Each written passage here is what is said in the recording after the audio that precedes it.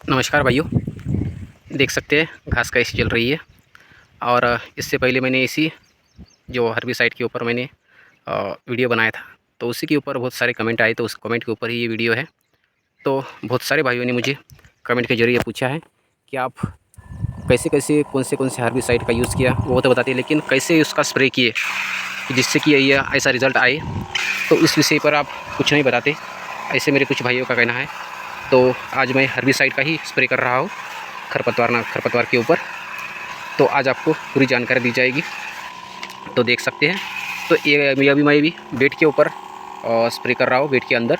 तो एक बार इस बेड के राइट साइड में स्प्रे करूँगा ऐसे, और दूसरी बार जो वहीं से वापस आऊँगा और इस साइड से ऐसे अपन स्प्रे करेंगे, ठीक है।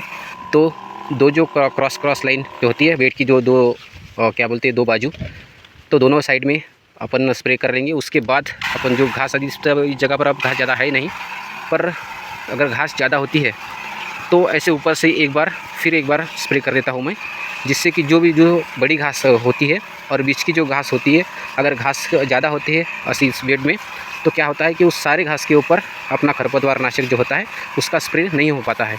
अगर ऊपर से हम ऐसे बीच में अगर ऐसे स्प्रे कर देते हैं, तो क्या होता है कि जो भी बचे कुछ घास है तो उस पर पूरी अच्छी तरह से उसका स्प्रे हो जाता है, और कहीं कम स्प्रे भी हुआ होगा तो उस पर अच्छे से स्प्रे हो जाता है, जिससे कि खरपतवार बचने के चांसेस बहुत कम हो जाते हैं।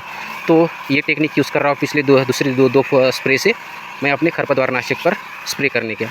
और कुछ मेरे भाई बोल रहे हैं कि भाई बहुत खर्चा कर दिया आपने खरपतवार को जलाने के लिए। हाँ भाई, खर्चा तो हुआ है, पर जो पहली मेरी जो फुहारनी जो मैंने किया था हिटवीट मैक्स और हिटवीट इम्पुल की, तो उसमें से मेरा कुछ क्या बोलते हैं, इंसेक्टिसाइड हर्बिसाइड बचा हुआ था, तो उसी को मैंने यूज़ किया है इस स्प्रे में। तो ठीक है, तो ये अपन ने करके देखा, क्योंकि जो लंबी पत्ती वाली घास थी वो घास कुछ ज़्यादा थी। तो अगर मैच्योर्ड बहुत जटर घास, हम उसको मैच्योर घास जो होती है बहुत बढ़ गई है वो, अगर जल नहीं पाएगी तो फिर डबल अपन को उसका स्प्रे करना पड़ता है। और उसका डबल अगर स्प्रे करते रहेंगे तो अपने पास उतना टाइम नहीं है, क्योंकि आप देख सकते हैं अभी 90% फ्लावरिंग में आ गई है अपनी क्रॉप, तो उतना समय नहीं है डबल स्प्रे करने के लिए। क्योंकि पहले तो क्या होता था कि घास जो अपनी छोटी छोटी रहती थी, तो दूसरी बार में उसको निपट लेते थे अपन, लेकिन अब टाइम नहीं है उतना। ये लास्ट स्प्रे होगी अपनी कॉटन क्रॉप के अंदर, उसके बाद इतनी घास उगेगी नहीं, क्योंकि अब ऊपर का बादल, अब बारिश अब कम हो गई है। तो अपन जितने एरिया में अपन इरिगेशन करेंगे उतने एरिया में घास उगेगी, उतनी ज़्यादा नहीं उगेगी। तो ये भी एक कारण था कि उस लंबी पत्ती की घास ज़्यादा थी उस जगह पर, तो उसको जलाने के लिए मुझे क्विजोलेफोप इथील यूज़ करना पड़ता था, तो मैंने कर दिया।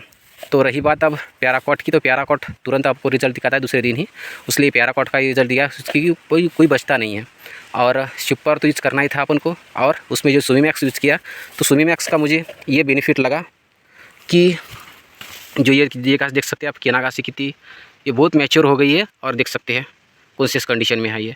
अगर इसको भी जलाना होगा तो सुमीमैक्स अगर आप यूज़ करते स्प्रे करते उसको मिला देती है सुपर में, खाली सुपर और सुमीमैक्स भी आप यूज़ करते हैं, तो ये वाली इतनी मैच्योर घास भी यह घास सुमीमैक्स जो है जला देता है।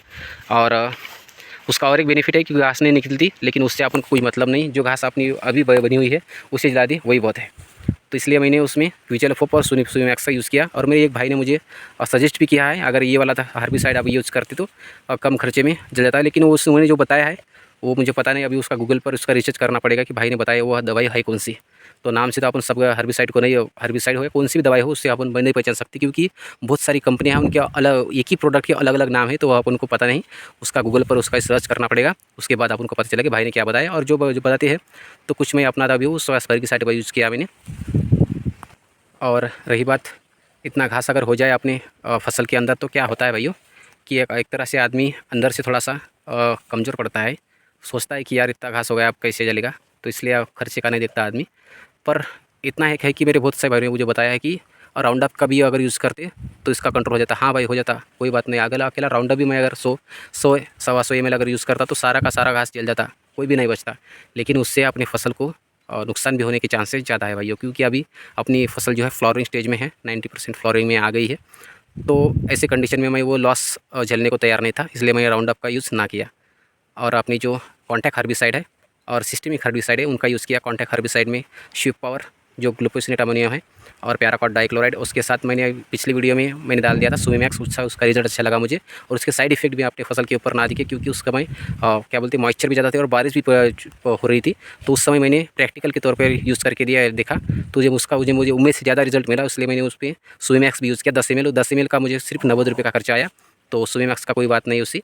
और खर्चे की बात है उसमें तो क्विज़ैलोफोविथिल का, तो वो थोड़ा महंगा है, लेकिन मुझे रिजल्ट तो चाहिए था 100%, इसलिए मैंने क्विज़ैलोफोविथिल उसमें डाल दिया, क्योंकि उसके पास था भी और मुझे उसका एक्सपेरिमेंट भी करके देखना था आपके लिए खास करके।